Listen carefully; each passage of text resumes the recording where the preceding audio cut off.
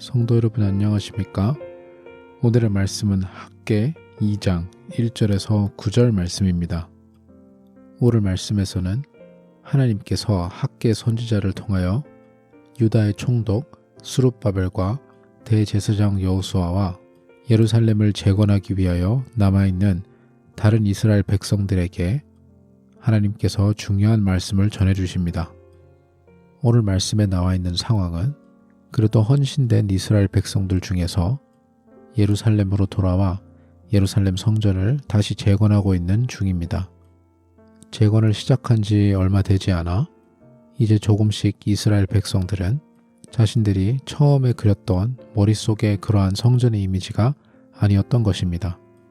그래도 젊은 사람들은 그 이전 성전을 본 적이 없어 크게 생각 없었을 수도 있지만 나이가 좀 있어 그 이전 성전을 직접 보았거나 그 성전에 대해서 많은 이야기를 들었던 사람들은 지금 새로 지어지고 있는 하나님의 성전과 비교했을 때 그들이 지금 짓고 있는 성전이 너무나도 초라해 보였던 것입니다. 학개 선지자는 이 사실을 3절 말씀에 그대로 그들에게 되묻고 있습니다. 그 이전 성전의 영광을 본 사람들은 지금 성전을 봤을 때 그에 비하면 아무것도 아니지 않느냐라고 물어보고 있습니다. 하지만 오늘 말씀의 핵심은 그럼에도 불구하고 하나님의 언약, 하나님의 약속을 믿으라고 학개 선지자가 격려해주고 있습니다. 4절 말씀에서는 학개 선지자가 여호수아 제사장과 스룹바벨과 그리고 그 땅 가운데 성전과 도시를 재건하고 있는 사람들과 하나님께서 함께하고 계신다고 선언하고 계십니다. 그러니 열심으로 일하라고 말씀하시며 애굽에서부터 하나님의 영이 그들과 함께하고 있기 때문에 두려워할 필요 없다고 이야기하고 있습니다. 그리고 6절과 7절 말씀에서는 하나님께서는 결국에는 하늘과 땅과 모든 민족들을 흔들어 하나님의 성전의 영광을 다시 회복하실 것이라고 말씀하십니다. 그리하여 모든 은과 금도 다 하나님의 것이고 9절 말씀에서 이 성전의 나중 영광이 그 이전에 있던 영광보다 클 것이라고 하나님께서 말씀하시며 그리고 그것에 평강이 있을 것이라고 말씀하십니다. 결론적으로는 지금 눈에 보이는 상황이 많이 초라해 보일지라도 하나님께서는 이 성전이 다시 영광을 회복할 뿐만 아니라 지금 영광보다 나중 영광이 훨씬 클 것이라고 말씀하고 계십니다. 그리고 이후에는 이스라엘 백성들 뿐만 아닌 모든 민족들과 모든 나라들이 하나님을 경외하여 성전의 그 영광이 가득할 것이라고 말씀하고 계십니다. 오늘 말씀을 읽어보실 때 이스라엘 백성들이 그래도 낙심하는 것이 어느 정도 이해가 되기는 합니다. 솔로몬 시대에서는 그 당시에 가장 비싼 나무와 가장 비싼 돌들 그리고 그 당시 그 지역에서 가장 부유했던 나라 이스라엘이었기 때문에 많은 금과 은, 너무나도 소중한 수많은 자재들로 성전을 건축했던 것입니다. 그 영광과 비교하면 당연히 지금 최소한의 지원을 받고 있는 온 이스라엘 백성들도 아닌 그래도 그나마 헌신하여서 예루살렘으로 돌아온 소수의 인원들에게는 너무나도 비교되고 아마 생각하면 생각할수록 너무나도 낙심이 되는 일이었을 것입니다. 이 상황에서 학개 선지자가 지금 여러분들이 짓고 있는 이 성전의 나중 영광이 지금보다 훨씬 더 클 것입니다 라고 얘기했을 때 그것을 믿음으로 받아들인다는 것은 분명히 쉽지 않았을 것입니다. 하지만 이 말씀을 기억해 보시면 결국에는 그 성전 또한 무너졌을지라도 하나님 아버지를 만나고 예배드리기 위하여 나오는 그곳 성전, 그곳이 결국 예수 그리스도의 몸이 되었습니다. 옛날에는 성전이 했던 역할을 신약시대인 이제에서는 예수님께서 그 역할을 직접 수행하고 계신 것입니다.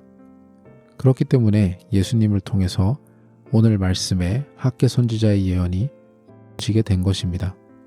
예수님을 통하여 지금 세계 많은 나라들에서 하나님 아버지께 영광 돌려드리고 있습니다.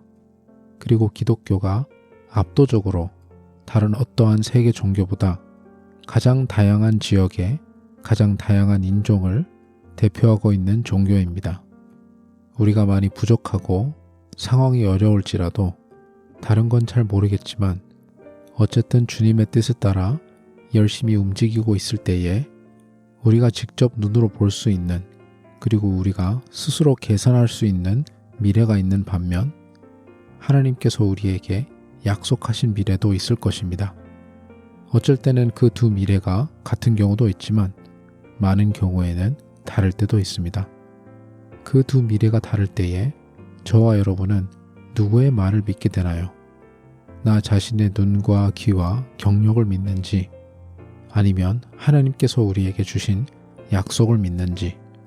예를 들어 많은 교회들이 처음 선교를 시작할 때에 자신들의 능력이나 교회의 사정이나 그 선교 현장을 봤을 때 우리가 과연 무슨 도움이 될 수 있을까? 이렇게 열심히 선교 활동을 해도 과연 누가 믿을까라는 의심이 들 수 있는 상황들이 많을 것입니다. 하지만 그럼에도 불구하고 주님께서 말씀하신 대로 살아갈 때에 희망을 버리지 않고 어쨌든 주님 뜻대로 주님 말을 믿고 한번 시도를 해보자라는 태도로 살아갈 때에 그 순간 주님께서 우리의 삶 가운데 크게 역사하실 줄을 믿습니다. 그리고 그 약속의 열매를 내가 경험하지 못했더라도 하나님께서는 온전히 신실하시기에 언젠간 그 약속이 이루어지게 되어 있습니다.